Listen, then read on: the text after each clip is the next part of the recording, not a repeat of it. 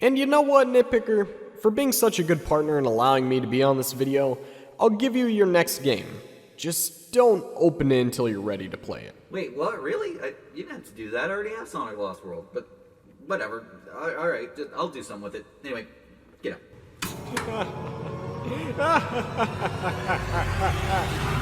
Hello everybody, NitPicker here, complaining about issues great and small for your entertainment, and today we're going to be talking about Sonic Lost World, the next mainline Sonic game I need to do, and there's no other Sonic games I need to play, I don't think. Sonic Lost World is a really weird one. Everybody was expecting a successor to Sonic Colors and Sonic Generations, basically Generations but with unique zones and stages, but I guess we'll have to see what they came up with for this next entry. Well, let's find out. Let's nitpick. Oh, right. I forgot about the envelope. I should probably use it, even though I already have it. I don't know why he gave it to me still.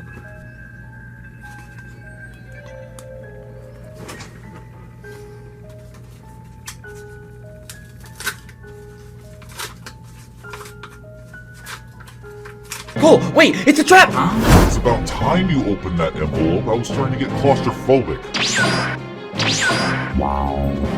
What happened? Matt gave you what you thought was a digital code for Sonic Lost World because you were going to skip Sonic the Hedgehog 4, but since you insulted Unleashed, he trapped his inverted twin in this envelope so he'd trap you in the room, forcing you to play Sonic 4. Wow, X-Pool, you really just stole my thunder. I had a whole speech planned and everything. How about you plan this ratio? Ooh, got him. Well, since we're both trapped in this room, you want to collab on Sonic 4, I guess? Well, since we both like Sonic the Hedgehog 4, there should be no trouble. Probably no fighting or arguing. I've actually only played slight bits and pieces, so I have no idea how I'm gonna think of this game. Oh, well, great. You're impressionable then. Impressionable on these nuts. Ha, got him. I like this guy. Can we keep... Something wrong? I don't think so, but now that I'm looking at him, something's off.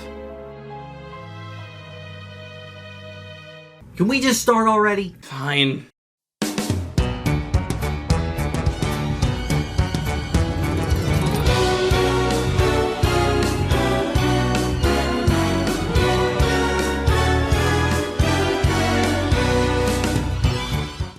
NitPicker here, complaining about issues great and small for your entertainment, and today we're going to be talking about Sonic the Hedgehog 4 for the PC. Sonic 06 was finally starting to fade away from Sonic's reputation, somewhat, as the blue blur was finally starting to get some quality games under his belt. Games like Sonic Colors and Sonic Generations were starting to get Sonic back on his feet.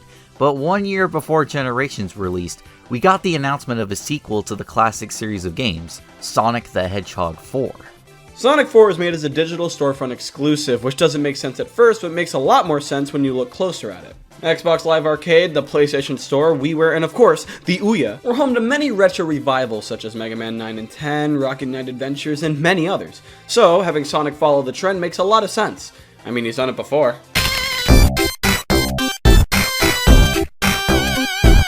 Well, from what I've heard, Mega Man 9 and 10 were pretty decent games, so who knows? Maybe Sonic 4 did fall in line with games such as that. Well, let's find out. Let's nitpick Sonic the Hedgehog 4 for the PC. Alright, so I'm gonna go in with an open mind. Never played these games before, so let's just see how it goes.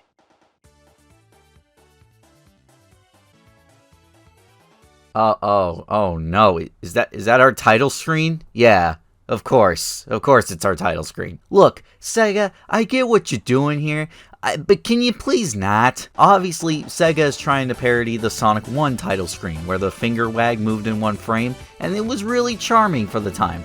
But this is not charming. This is vomit-inducing. I wouldn't call it vomit-inducing, I'd just call it more gag-inducing. Sonic 4's title screen doesn't look bad per se, it just looks kind of bland. Like if it was made in Flash or something. Comparing Sonic 1 to Sonic 4's animation is like comparing classic Arthur to modern Arthur. Yeah, sure, the new animations are kind of garbage, but it doesn't look that bad. For 2010, because after looking at this exact model for 14 years, it starts to become somewhat vomit-inducing. So anyway, the game boots up with no cinematic. I was actually kind of surprised by that. I thought there was going to be a short cinematic. It's alright. There's nothing wrong with that. It just kind of threw me off. Well, I think the story here is that Eggman is trying to kill Sonic. That's it. So Sonic must go through 4 zones. okay, and try to stop him. Alright, well, let's get into the presentation first, and what am I looking at? The colors are so bright and kinda eye-grating, mainly for Splash Hill Zone. Once we get into zones like Lost Labyrinth and Casino Night, they're okay, but Splash Hill's color palette is so kinda fucking disgusting. But honestly, I could deal with the environments. In fact, the water is the best looking part of the game. Mario Wii U is freaking out right now. But look at Sonic's model here. Ugh, gross! I think what happened is they messed up with the shell shading on his model, or something, I'm not sure, but it looks absolutely eye-poppingly disgusting. It's like Sonic's soul is being sucked out and his life force is getting drained. In my opinion, the animations don't look all too hot either. I mean, his idle animation could be worse. It could have no animation at all and just stand there like a cold, lifeless husk. NitPicker? I mean, I ironically like his looking up animation. It's like he's looking up at that bullshit. Wonder what he's looking up at now. Alright, enough is enough. I know I've been pretty quiet about real-world issues, and I've been a little bitch not talking about it, but it's time I man up and stand up and take my stance on the matter. Sonic Force gameplay is ass! It in no way reflects any of the classic Sonic games other than it being 2D and loops. Every other relation to the classic 2D Sonic games, 1, 2, CD, and 3, have all been thrown out. The momentum is nowhere near the same. The levels are nowhere near as inspired as the classic Sonic stages, well, other than, you know, completely ripping them off, and the occasional set piece, which we'll get into in just a few minutes. But controlling gameplay-wise, Sonic is so stiff and the animations are just so... ugh. Like, look at the animation when Sonic starts moving. Like, what the fuck? You're supposed to jog, just like in the classic games. The spin dash feels completely stiff and janky and not as zippy as it did on the Genesis. And rolling down a slope only makes you go a little bit faster, and it's not real momentum, to be honest. And for some reason, Dimps had the bright idea to add the homing attack into the game, which on paper sounds neat, but other than the occasional bottomless pit or long-range attack to reach areas, the homing attack just doesn't feel very utilized or fun. Not to mention, I just don't think the homing attack really works in 2D. It was designed originally in Sonic Adventure to help players attack enemies, because jumping on enemies in 3D is kinda hard to do, and it isn't as fun as it is on the Genesis. So that's why the homing attack was made. Here, though, I feel as the homing attack is just completely underutilized, or even downright breaks the game. Cole, you're stupid. The homing attack is fine. You're just too good for the game. Just like how the set pieces in the stages are too good for this game. Each stage has a special gimmick to it. You've got the vines from Splash Hill Act 2, the cards from Casino Street Act 2, Dwayne Johnson from Lost Labyrinth Act 1, and the candles from Act 2. Ugh, I thought we were done with this. The game was already annoying enough. Choppy animations passed off as charming, shitty graphics, stiff and clunky gameplay, but they just had to do it, didn't they? Oh, you got me, Sonic 4, with your whole running on cars that make you fall into a bottomless pit if you're not careful. You're balancing on a rock that's kind of alright, I just hate it. But then, you make me light those damn fucking candles again! And it's so annoying, because they don't want you to just light those damn candles. No. They want you to stop in place, light the candles in a very specific order, jumping over some to light others, and then quickly made a beeline before, oh no, you gotta light them again. Ugh.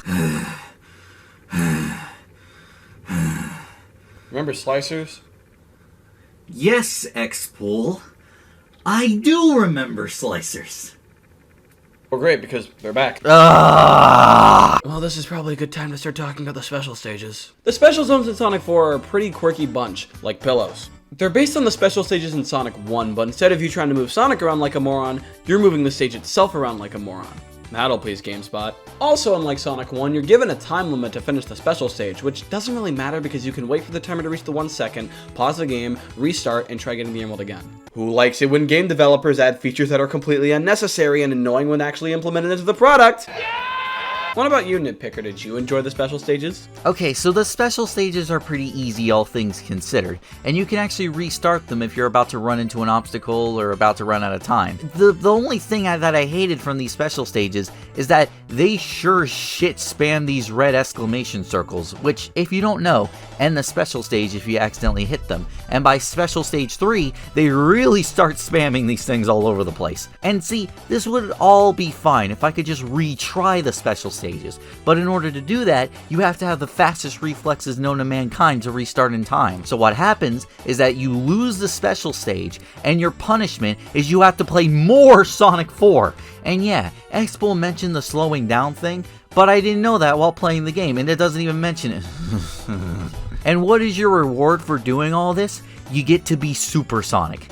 In a game I don't like, and it achieves nothing. No Super Sonic Final Boss, no collectible, just Super Sonic. And you know, Sonic Colors did the same thing, but at least collecting the red rings actually got more out of the game. But the special stages are just annoying. You don't want to play them. Collecting the red rings in Sonic Colors at least give you a way to explore the stages, but no. The weirdest thing about the special stages, though, is you know how in the original Sonic 1 there were these backgrounds that were kind of weird and confusing? Well, instead of recreating those or making something new, they just put this weird kaleidoscope background in it, and it makes me feel like I'm about to be drunk or hypnotized. Submit to your guilt and failure. You are now under my control. You will do as I say, for you have submitted. Can you knock that off? Fine, sorry. What the heck was that? I know his eyes never did that. Oh my goodness, relax, X-Pool. You're probably still just tripped out from the kaleidoscope. Just hurry up and talk about the rest of the game so we can finish this. But... fine. Now, hear me out here. The soundtrack for episode 1 kinda slaps. Make that kinda really big on the video. Thank you, Cole. Keep that improvised line in the video, by the way. I think it's really funny. Each stage comes with its own theme, similar to Sonic 3, but instead of being arrangements of the same song, they're all different melodies, which kind of makes sense when you actually hear them. Most of the songs loop for around 30 to 45 seconds, which are way shorter than normal Sonic songs from this era. Even songs from Sonic 3 were longer than this. But even with a short lifespan, they're still really good tracks for the most part. I never really liked the first and second Splash Hill stages, but the third one is mostly good. I say mostly since Sonic 4 uses this very bizarre sound font that sounds like Jun Sonoe pulled up to the studio with a bunch of cats and ducks to create the soundtrack. But even with the cats and ducks, the melodies for the tracks are still fun to listen to, such as Casino Street Act 2,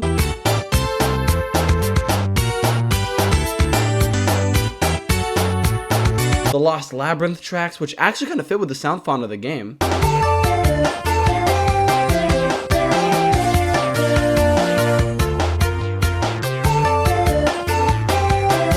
and Act 2 of Mad Gear was one of the tracks that I always really liked.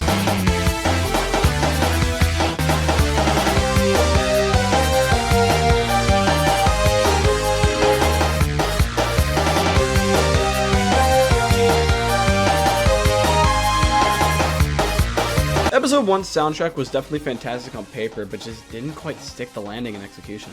Don't get me wrong, they're still pretty good, but the sound font Jun decided to use was not a good one. We're not done yet, there's still a Wii version. The Wii version of episode 1, along with its many other differences, has a different sounding OST than the other console and mobile versions. This is because the Wii Shop channel, which is where Sonic 4 was released on for Wii platforms, could only hold games that were 50 megabytes or less, because otherwise... oh my goodness.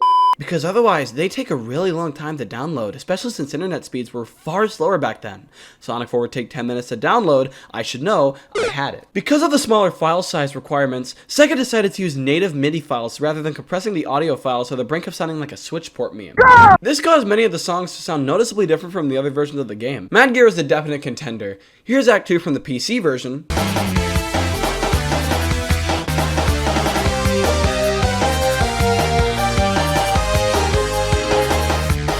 And here's Act 2 from the Wii version.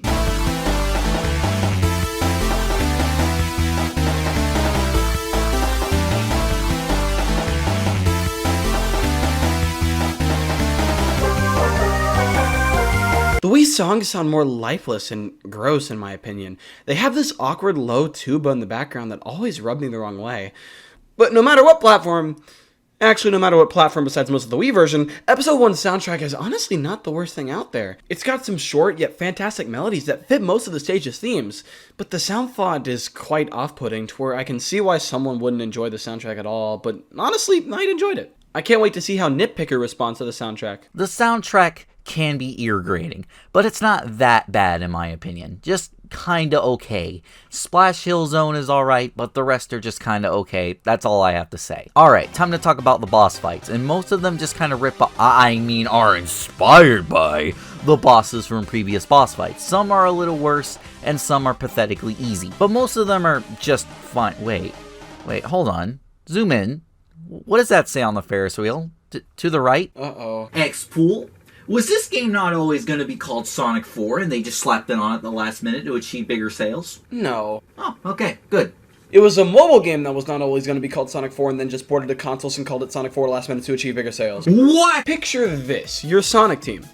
Pretty sad already, right? You've got a new 3D Sonic game coming out, and people seem to be really excited. But there's a group of people out there, and IGN, that want you to go back to your roots and go back to when you only had 2 axes. Despite the fact that you've been doing that on handheld platforms for almost a decade now, but that's besides the point. So you go to your team that's known for making 2D Sonic games and say, hey, so you make Sonic the Portable. This was real. Sonic the Portable was made to have 4 zones that harken back to the classic games and hardly anything else. The stages were made to be mostly small and bite-sized so you can play them on the John, on the bus, during study hall, in the club. It's called Sonic the Portable. It was literally made to be played in the club. However, at a certain point in development, Sega went over to Dimps, the developers of Sonic the Portable, and said, we're naming the Sonic 4 and putting it on console. And so, the audience was Meckledorfed.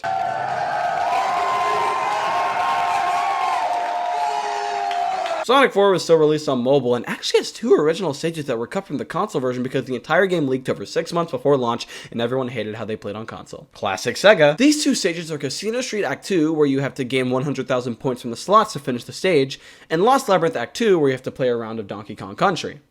They both suck. This has to be one of the most corporate decisions Sega's ever made. And believe you me, they made some dumb decisions. But nothing as corporate as this by far.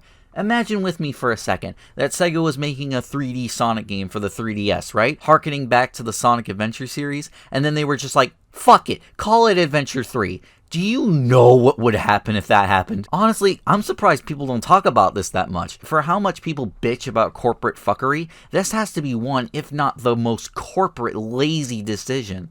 Honestly, I guess that just goes to show just how many people actually were wanting Sonic 4, compared to the mainstream cuckheads that claim that everyone wanted it. If this situation happened with Sonic Adventure 3, man, everybody would have been way more pissed off. But as a fan of those classic games, I, for one, am not a fan of this, and the fact they did a terrible job hiding it just baffles me even more. Sega's funny. Wonderful insight. So with all that, let's see how all this ends. So after completing all 4 zones, Sonic and Eggman have silent banter, and then Eggman heads into space, and wait, where did that rocket come from? And then you face off against all 4 bosses, and then fight the Death Egg robot from Sonic 2.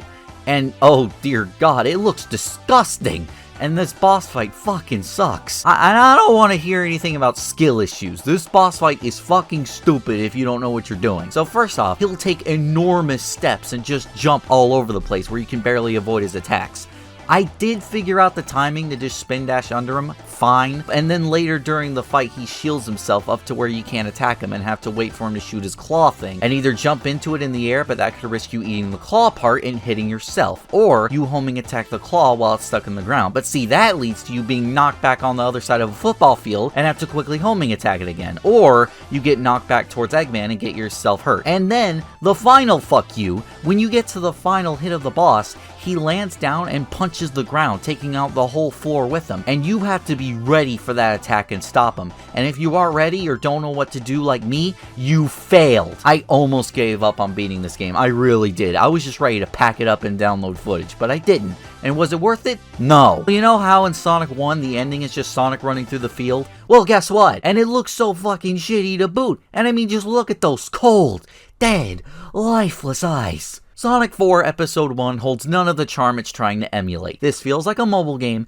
that has nothing to do with being called Sonic 4, that was just rushed to consoles and then called Sonic 4. Everything Sonic 4 Episode 1 tries to do falls flat on its face, and in my opinion, is probably the most corporate, soulless Sonic game I have ever played. Episode 1 sucks, but I liked it. 4 out of 10. Alright, we're done. We're finished. I don't think so, Nitpicker. God damn it, I don't want to play Sonic 4 anymore.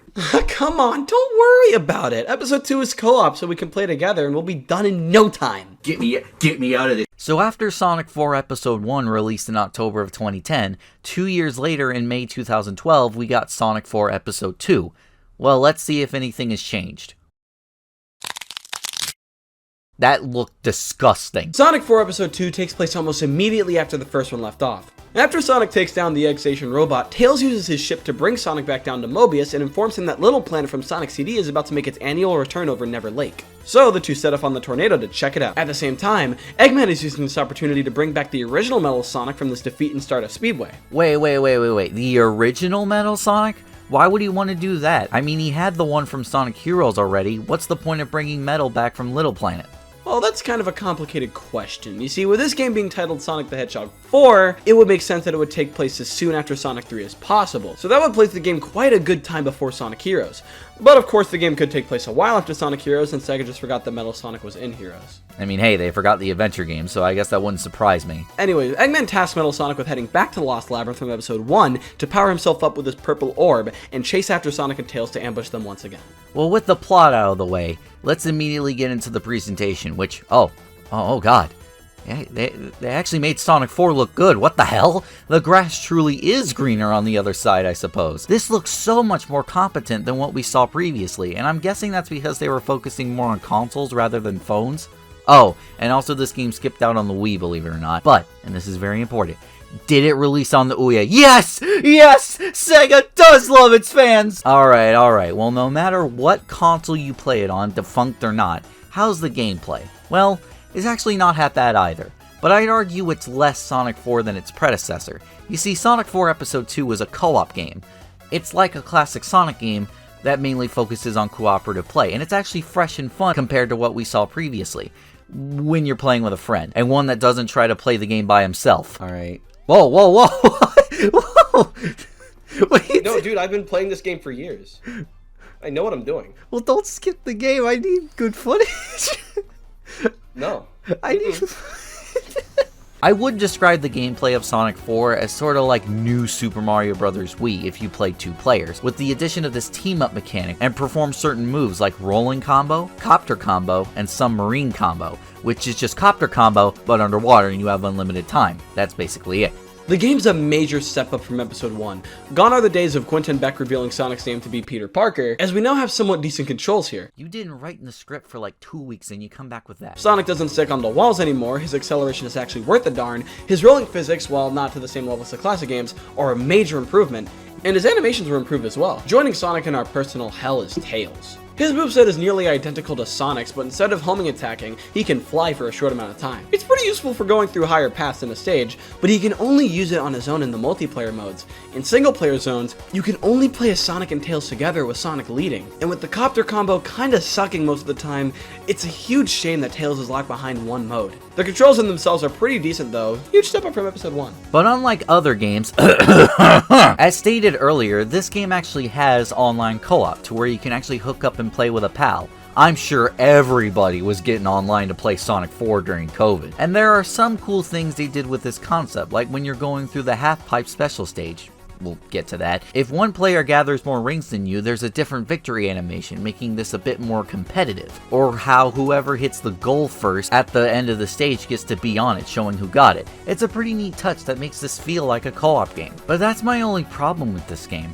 I think this is a pretty great co-op Xbox Live Arcade game, but as Sonic 4, no way in hell. Not only is the level design and physics still not up to par with the classics, but the gameplay itself doesn't feel like Sonic 4.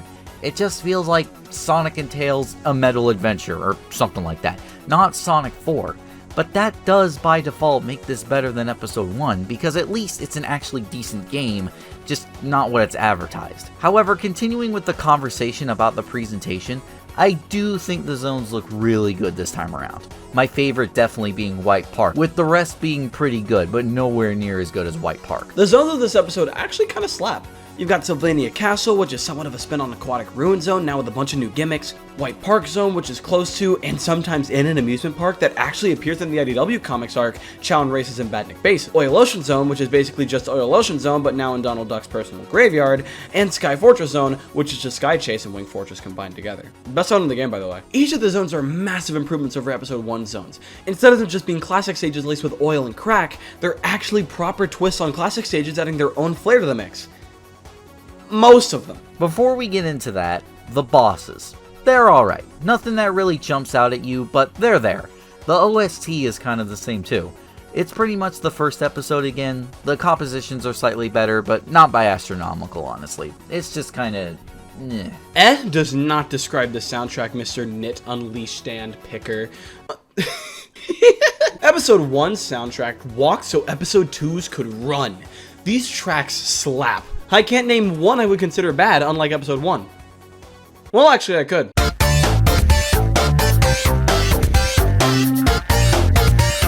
Each track actually gives you the vibe that the game is trying to give off for the stages. Oh, like how White Park Act 2 is one of the more upbeat and faster tracks than the rest of the zone, since you're not playing in snow or going through the game's equivalent of hell, but rather you're moving at a blistering speed on a roller coaster. Or how Sky Fortress Act 2 gives you a sense of urgency to head to the edge of the flying fortress in order to stop Eggman and Metal Sonic as soon as possible, while you're running on walls, using newly discovered combos to take out as many enemies as fast as you can, stuff like that. Or how the Metal Sonic track sounds far more robotic than the rest of the soundtrack, cause guess what? He's a robot. I didn't know either. I know those sound like generic things for a track, but I don't care, it's a good soundtrack. Don't look at me with a straight face and tell me that Sylvania Castle Act 3 is bad. Now Oil Desert Act 2, you can rip that up all you want. I don't know, but to each their own, I guess. Alright, I think we can wrap everything up here. Let's talk about the ending of Episode 2. So we start off at the end with Sky Fortress, and it's basically Sky Chase Zone from Sonic 2. Except it's very weird, especially in co-op. So obviously, Tails controls the plane and Sonic controls Sonic, which can lead to a lot of times where I just did pretty much nothing and waited for enemies to happen, and waited for enemies to show up. But when they did, I had to stay tooth and nail and work with X-Bull to stay up in the air. It is kinda cool, and I didn't think it was bullshit or anything. My only complaint is that the player who plays Tails pretty much does all the work. But then we get on to Act 2, where we both play, and it has these running on wall parts that reminded me a lot of that one boss in Sonic Unleashed. Act 3, there were a lot of bottomless pits in that last bit, and then the boss, which we didn't figure out I was supposed to hit Metal Sonic the entire time. We're idiots. Alright, now we're finally on Death Egg Mark II, where we face against Eggman and Metal Sonic. Eggman and Metal take off starting as a team trying to take down Sonic and Tails, and when that doesn't work, Metal Sonic tries to take down the duo on his own in a similar style to how he did in Sonic CD. And after that blunder from Metal, we fight Eggman in his most diabolical weapon yet, a heart. Yeah, the boss is cool, we cheesed it. Just cheese the thing? Yeah. Literally just cheese the whole thing? You just cheese it. Okay. Yeah, got him. I think you have to hit it like 8 or 12 times, one of those two. Well, after cheesing that, we didn't get an ending. Yeah, I forgot to mention this earlier, but for some reason in online mode, you don't get any cutscenes for some baffling reason. Maybe it's so the game goes by quicker, but the cutscenes aren't even that long. Well, I'm not getting the Chaos Emeralds because the 7th one is utter bullshit, so YouTube it is. So after defeating the final boss, we then blow up the Death Egg, and Sonic and Tails escape through escape pods heading back down to Earth, ending Sonic 4 Episode 2, and ending off Sonic 4 as a whole. Except, I almost forgot Episode Metal. Episode Metal is free DLC that you unlock if you own both games. So Metal's gonna get $30 DLC. I don't know what that was, don't ask me. So let's start the game then, and oh, okay, this is kinda cool actually. It's Sonic 4 Episode 1. Alright, so let's go. Oh wait, they actually redid Episode 1's graphical style as well. That's both impressive and disgusting because I have to see the style again. But really, it's just one act for each zone in Episode 1, and they're slightly harder. That's kinda it. But it's kinda cool, I'll admit. What's also cool is that now we're done with Sonic 4, finally. There was supposed to be an Episode 3, most likely involving Knuckles, but of course, that was scrapped. Though with some rumors that it actually did start development at Sega Australia, apparently. Don't get too comfortable, Nitpicker. You forgot about the leaked version of the game that dropped a few months before release. Are you fucking serious? Episode 2 suffered from a similar fate to its older brother, as months before release, an early build of the game was uncovered through the Steam store page. It was nearly identical to the final build with a few incomplete textures and bugs, but the most interesting thing of them all was an unused sound file that was meant to be used with unused text saying, "To be continued." Here, take a listen. Why do you care about this so much? Anyway, I don't mind Episode 3 never happening. Sonic 4 Episode 1 is a complete dumpster fire. It is not Sonic 4, not even by the thinnest margin. If Sonic is Sonic 4, then so is Sonic Advance, and that game is much more worthy of being called Sonic 4, but even then it's not. It's its own thing for good reason. But Episode 1 is not. It's a bad game, no takebacks. Sonic 4 Episode 2 is actually a decent game, but is even more not Sonic 4 than its predecessor, but at the very least, there is a good downloadable co-op game in it. Honestly, they could have just re-released this today and give it a different name and nobody will bat an eye. The main thing though, and I didn't bring this up until now, is that both of these games combined are $30. Two $15 games with 4 acts apiece. Fuck that. Don't play Sonic 4 Episode 1. Grab a friend and play Sonic 4 Episode 2 after watching Sonic the Hedgehog 2 only in theaters. Or, oh well, actually on Blu-ray because it'll probably be out by the time this video comes out. Or just go play something else. Spoilers, Cole, you wrote this before the release date and it's actually not out yet, but we better wrap this up so I can go watch it in this universe because it's probably out right now, even though it's not out until August. Sonic 4 isn't a good duo of games, that's an obvious take there, but I don't know. I have fond memories with these games, like wanting to get my money back because I saw Classic Sonic on the loading screen and thought he was going to be in the game, then the stage booted up and I no longer wanted to return it. Some of the stage design in both episodes can be fun at times, and the controls in episode 2 can be fun to twiddle around with. Episode 1's console art style can burn in an inferno though. Nobody likes this thing. I'd recommend giving them both a shot. Don't buy them though. Pirate them. NitPicker would like to make known that here anyone at NitPicker Incorporated does not condone the act of piracy. And if you pirate Sonic the Hedgehog 4 and get in trouble with the meds, you should take any legal complaint to Expo LLC. Thank you. Alright, we finished both episodes and episode metal. Now let us out. Nah, I don't feel like it. NitPicker wants me to say something funny. Well, geez, dude, then fine.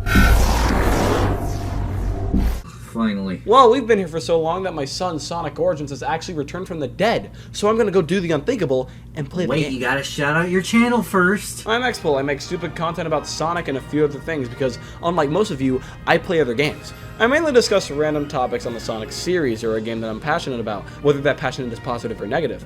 I also save the universe with a copy of Cars 2 for the Wii. Wait, what? Alright, I'm out. Bye. Well, and there's the moral of the story, kids. Don't accept anything from a guy that thinks that Sonic Unleashed is the best Sonic game. I'm gonna yell at Matt when I see him. You know what? I'm gonna call him right now.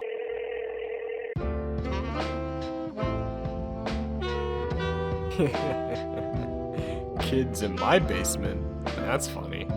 Where's that video? It was supposed to be done 5 minutes ago. I'm trying my best, but your mic peeking on your S's is giving me a headache. No excuses. Shrek, 1 hour, 12 minutes, 33 seconds. Oh, hey, what's up, Xpool? Don't you dare rope me into one of your Sonic Unleashed crossover plots ever again. What? What are you even talking about, man? I would never do that. Your freaking inverted twin held me and Cole captive for a few months. And also, you never told me his eyes turned red like a demon. Hyper's freaking out. It's like Doku Eye. Bruh, I don't even know what you're talking about. Inverted been right next to me this whole time. You know Unleashed is mid, and you're biased. Shut the fuck up! So, that wasn't your inverted twin? No. I did intend on having him captivate Cole, but Inverted came back shortly after, so I just assumed he escaped or Cole found out or something. If it wasn't your inverted twin that trapped us there for 4 months, then who was it? And why didn't NitPicker talk about episode metal?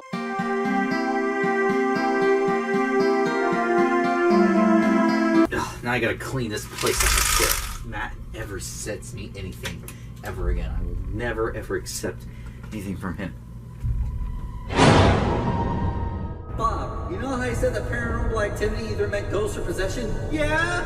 Well, I can 100% confirm that that shit is haunted. What are you? The endings are fake.